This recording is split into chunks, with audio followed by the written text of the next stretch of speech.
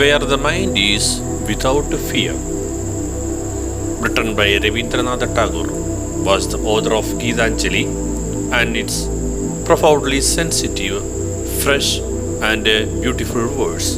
He became the first non-European to win the Nobel Prize in Literature in 1913. This poem is one of his vastly read and discussed poems. It was originally composed in Bengali and later he himself translated into English. This poem is from his Nobel Prize winning anthology Gitanjali. Tagore lived during the time when India was ruled by British. In this poem, besides the political freedom from British, Tagore also appealed to God for social, educational, and economic freedom for the people of India. Let us go through the poem.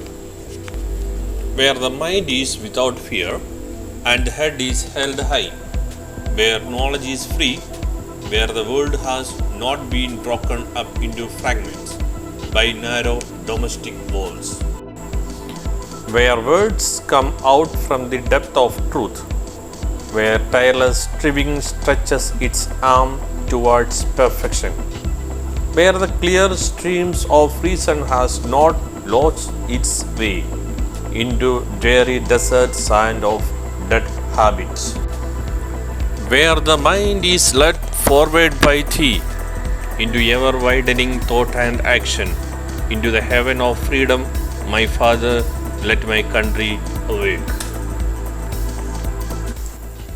This poem is written by Rabindranath Tagore during pre-independence days. When India was a colony of British, the underlying themes of the poem is absolute freedom. The poet wants the citizen of his country to be living in a free state. According to the poem, we see that the poet is expressing his views. There should be a country like where people live without any sort of fear and with pure dignity. They should not be felt suppressed by any authority. The idea of democracy seems well respective here. Where words come out from the depth of truth, where tireless striving stretches its arm towards perfection, where the clear streams of reason has not lost its way into dreary desert sand of dead habits. Next, the education should be accessible to all irrespective to their caste, creed, religions, and so on. Broadly, there should be no social layers that should stop people from taking education. One education for all, without discrimination. Where the mind is led forward by thee into ever-widening thought and action, into the heaven of freedom, my Father, let my country awake.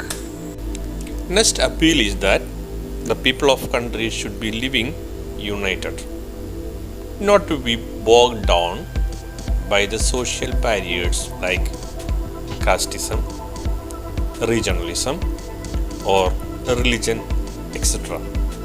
The next line, the poet says that people must remain free from superstitions and must try to achieve perfection in their skill sets.